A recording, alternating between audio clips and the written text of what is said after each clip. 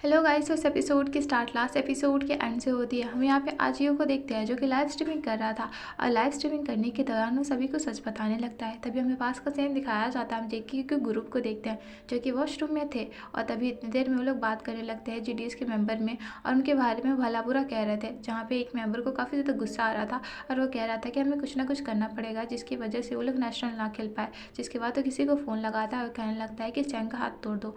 और ये सारा बात वहाँ पे आजियो ने सुन लिया था, जिसके बाद वो सबको ये सच बताने लगता है। यहाँ हम देखते हैं कि जीडीएस के मेंबर भी इसका लाइव को देख रहे थे, जिनसे उसे पता चल जाता है कि आखिर उस दिन हुआ क्या था। जिसके बाद वो लोग काफ़ी ज़्यादा हैरान हो जाते हैं। तभी वहाँ पे मैंग बोलने लगता है लियो को कि तुम्हें नहीं लगता है कि तुम्हें इस चीज़ के बारे में हमें बताना चाहिए था। अगर तुम हमें इस चीज़ के बारे में बताते तो हम लोग कुछ ना कुछ करते और तुम्हें इस मैटर से बाहर ज़रूर निकालते। लेकिन वहाँ पे लियो कहने लगता है कि जो भी हो, गलती मेरी थी, मैंने फायरिंग स्टार्ट की थी जिसकी वजह से तुम्हारे हाथ में चोट लगा। और वो अपने आप को ब्लेम करने लगता है। लेकिन वहाँ पे रियो कहने लगता है कि हमें इस मैटर को इतनी आसानी से जाने नहीं देना चाहिए, हमें पुलिस कंप्लेन करनी चाहिए। जिस बात को सुन के सभी लोग मान जाते हैं। इधर हम केक को देखते हैं जो कि ये सारा बात सुन के काफ़ी ज़्यादा गिल्ट में था। जिसके बाद वो लियो से माफ़ी मांगता है, जिसमें लियो उसे माफ़ कर देता है। लेकिन कभी उसे देखता ही रह जाता है और कुछ भी नहीं कहता, बस वो चुपचाप वहाँ से निकल जाता है। इसके बाद हमें नेक्स्ट सीन दिखाया जाता है। हम यहाँ पे चैंग को देखते हैं जो कि लाइव स्ट्रीमिंग कर रहा था और उसके सारे फैन उससे पूछने लगते हैं कि तुम्हारे भाई के बारे में तुम्हारा क्या ख्याल है, जो उसने किया था क्या वो सही था। जिसमें वो कहने लगता है कि मुझे इसके बारे में कुछ नहीं कहना, अगर मेरा भाई ने जो किया था अगर मैं रहता तो शायद मैं भी ऐसा करता। और वो कहने लगता है कि हमने ऑलरेडी पुलिस कंप्लेन कर दी है, तो आप लोग इसके बारे में ज़्यादा ना सोचें। और जल्दी ही वो लाइव स्ट्रीमिंग बंद कर देता है। तभी सामने से हम देखते हैं कि वहाँ पे लियो काफ़ी ज़्यादा खुशी में आ रहा था और वो याओ को बताने लगता है कि उसने ऑफिशियली जीडीएस के प्लेयर को ज्वाइन कर लिया है और वो भी यहाँ का मेंबर बन चुका है। लेकिन याओ उसकी बातों पर ध्यान नहीं देती और चुपचाप गेम खेले जा रही थी। फिर हम यहाँ पे कवि को देखते हैं जो कि खाना बना रहा था और फाइनली इतने स्ट्रगल करने के बाद वो खाना को बना लेता है और सारे मेंबर को जाके सर्व कर रहा था। जहाँ पे सारे मेंबर उसे देखे जा रहे थे। अब उन्हें इस तरह देखते हुए वहाँ पे कवि को अजीब सा लग रहा था। जिसके बाद वो तुरंत ही किचन के पास जाता है और वहाँ से स्पेशल खाना लेके आता है जो कि लियो के लिए था। अब लियो इतना अपना स्पेशल ट्रीटमेंट देके काफ़ी ज़्यादा खुश हो जाता है और वो ब्लश करने लगता है। तभी वहाँ पे काई कवि से पूछने लगता है कि तुमने इतना अच्छा खाना तो बनाया लेकिन इसके अंदर एक भी मीट नहीं है, आखिर क्यों, आखिर तुमने मुझे एक भी मीट पीस क्यों नहीं दिया। जिसमें वो कहने लगता है कि अगर तुम्हें मेरा खाना पसंद नहीं आया ना तुम मुझे दे सकते हो, मैं खा लूँगा। लेकिन वो कहने लगता है नहीं नहीं, मैं तुम्हें खाना क्यों दूंगा, मैं खा लूँगा ना। तभी वहाँ पे याओ नोटिस करती है कि लियो के खाने में काफ़ी ज़्यादा मीट था और वो कभी से कहने लगती है कि तुमने इसे इतना ज़्यादा मीट दिया है लेकिन हम लोगों में से किसी को भी मीट नहीं दिया। जिसमें वो एम्बैरस होने लगता है और वो फाइनली सभी के सामने लियो से माफ़ी मांगता है, जिसमें लियो भी उसे माफ़ कर देता है। इसके बाद सभी लोग हंसने लगते हैं। फिर हम देखते हैं कि लियो याओ को बुली करने लगता है और उसे कहने लगता है कि वो तुम देखना, मैं जल्दी ही यहाँ का अच्छा प्लेयर बन जाऊँगा और मैं तुम्हें यहाँ से हटा दूंगा। जिसमें वो काफ़ी ज़्यादा गुस्से में लियो को कहने लगती है कि तुम अपना मुँह बंद रखो। और वो चैंग से कहती है कि देखो तुम्हारा भाई मुझे बुली कर रहा, तुम उसे कहते क्यों नहीं है कुछ।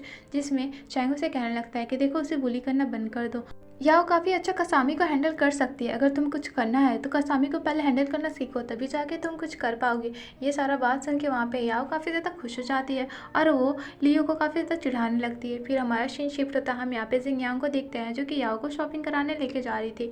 जहाँ पे याओ जिंगयांग से पूछने लगती है कि मुझे पता चला है कि तुमने आज ये को दोबारा डेट करना स्टार्ट कर दिया। जिसमें वो कहने लगती है कि ऐसी कोई बात नहीं है, मैं बस ने उसे वेटिंग लिस्ट में रखा हुआ है। इसके बाद वो लोग शॉपिंग सेंटर में पहुँच जाते हैं। फिर हम इधर जिंगयांग को देखते हैं जो कि याओ को अंडरगारमेंट का शॉपिंग करा रही थी और उसे कहती है कि तुम ये सब लेना चाहिए। लेकिन याओ को तो पसंद नहीं आ रहा था। जिसके बाद वो अपना पसंद का ले रही थी। लेकिन जिंगयांग उसे ज़बरदस्ती एक अपना पसंद का दिला देती है। फिर उसके बाद दोनों को दिखाया जाता है जहाँ पे ब्यूटी पार्लर में वो दोनों अपना हेयर कटिंग कराते हैं और नेल वगैरह फिक्स कराते हैं। फिर उसके बाद जिंगयांग उसे घर के पास छोड़ देती है और वो अंदर चली जाती है जहाँ लियो उसे देख लेता है और उसे कहने लगता है कि तुमने मेकअप करवाया है ना और तुम काफ़ी ज़्यादा शॉपिंग करके आई हो।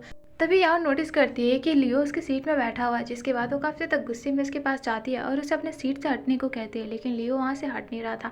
उन दोनों का लड़ाई देख के वहाँ पे चैंग कहने लगता है कि याओ मुझे तुमसे कुछ बात करनी है, चलो तुम मेरे साथ। और उसके बाद वो उसके पीछे चली जाती है। हम दोनों को देखते हैं जहाँ पे बालकनी में दोनों बात कर रहे थे। तभी वहाँ पे चैंग याओ को कहने लगता है कि तुमने इतना सारा मेकअप क्यों करवाया है और तुम्हारे हाथ में नील क्यों लगे हुए हैं, तुम्हें पता है ना कि तुम कंप्यूटर चलाती हो तो तुम्हारे लिए ये सब सही नहीं है। और उसके आईलैश देख के कहने लगता है कि ये तुम्हारे पलके भी सही नहीं है, तुम इसे ठीक करा के आओ। तभी उसके पास जाता है और उसके परफ्यूम को स्मेल करता है जहाँ उसे कहने लगता है कि तुम्हारा परफ्यूम इनफ है दूसरों को घायल करने के लिए, तो दूसरी बार से ये परफ्यूम लगा के मत आना। हम इधर लियो को देखते हैं जो कि इन दोनों को ऐसे देख के फ़ोटोज़ बनाने लगता है और ये चीज़ देख के वहाँ पे चैंग उसे मना कर रहा था और उसे डिलीट करने को कहता है, लेकिन लियो उसकी बात को नहीं मानता, जिसकी वजह से चैंग को गुस्सा आ जाता है और तुरंत ही वो अपना चप्पल निकालने लगता है पैरों से और उसके फेस में दे मारता है। जिसके बाद क्या था, अब वहाँ पे लियो बेहोश होने लगता है, जहाँ पे वो अपने भाई को चिल्लाने लगता है। फिर हमें रात का सीन दिखाया जाता है। हम यहाँ पे याओ को देखते हैं जो कि जिंगयांग से बात कर रही थी और जिंगयांग उसका फेस देख के कहने लगती है कि तुम्हारा मेकअप को क्या हुआ, जिसमें वो बता देती है कि चैंग ने मुझे कहा कि मेकअप लगाया मत करो, तुम्हारा फेस ऐसे ही ठीक लगता है। जिसमें वो कहने लगती है कि क्या बात है, चैंग तुम्हें काफ़ी ज़्यादा नोटिस कर रहा है या तुम दोनों के बीच कुछ चल रहा है। जिसमें याओ उसे मना कर रही थी और उसे कहती है कि इससे बात करना बंद करो और उसे चुप रहने का कहती है। और वो दोनों बात ही कर रहे थे, तभी इतनी देर में हम यहाँ पे बिस्किट को देखते हैं जो कि फ्लावर पॉट को गिरा देता है, जिसकी आवाज़ से वहाँ पे चैंग आ जाता है और वो यहाँ से कहने लगता है क्या तुम ठीक हो, जिसमें वो सारा बात बता देती है कि आखिर मैटर क्या था। जिसके बाद उसे सोने का कह के वो बाहर निकल जाता है। जैसे वो बाहर निकल रहा था तो वहाँ पे कभी और काई को देखते हैं जो कि उसे बाहर निकलते हुए देख के उसे पूछने लगते हैं कि तुम याओ के रूम में क्या कर रहे थे। जिसमें बताने लगता है कि याओ बेड से नीचे गिर गई थी, जिसके बाद मैं उसे उठाने गया था और कुछ भी नहीं, और चुपचाप वहाँ से निकल जाता है। अब ये सारा बात सुन के वहाँ पे सभी लोग उसे देख रहे थे। तभी हमने नेक्स्ट मॉर्निंग का दिखाया जाता है। हम यहाँ पे याओ को देखते हैं जो कि बिस्किट को खाना देने जा रही थी। तभी वो चैंग को नोटिस करती है जो कि वहाँ पे बुक पढ़ रहा था और उसे बुक पढ़ते हुए देख के याओ उसे निहारी जा रही थी क्योंकि वो काफ़ी ज़्यादा हैंडसम लग रहा था। इतने दिन में उसे जिंगयांग की बात याद आती है जहाँ पे जिंगयांग ने उसे कहा था कि तुम्हें उससे प्यार हो गया, जिसके बाद वो ब्लश करने लगती है। फिर हम यहाँ पे रियो को देखते हैं जो कि सबके लिए कपड़े लेके आया था और फर्स्ट टाइम वहाँ पे याओ अपना कपड़ा देख के काफ़ी ज़्यादा खुश हो जाती है। तभी कभी इसके कपड़े को अपने कपड़े से मैच करने की कोशिश करता है और उसे कहता है कि तुम्हारा कपड़ा इतना ज़्यादा स्मॉल क्यों है। जिसमें चैंग कहने लगता है कि ऑफकोर्स इसके कपड़े स्मॉल होंगे ना, क्योंकि ये इसके अंडरगारमेंट बच्चों की तरह है। इतना सुनने के बाद वहाँ पे याओ को काफ़ी ज़्यादा एम्बैरेसिंग फील होता है, जिसके बाद वो गुस्से में चैंग को देखते हुए चली जाती है। इसके बाद वहाँ पे याओ अपने रूम में जाती है और सारे कपड़े को पैक कर रही थी। तभी वो अंडरगारमेंट्स को भी पैक करती है जो कि जिंगयांग ने उसे दिया था। और इसी के साथ हमारा सीन यही कट हो जाता है। मिलते हैं नेक्स्ट पार्ट में। Thank you for watching.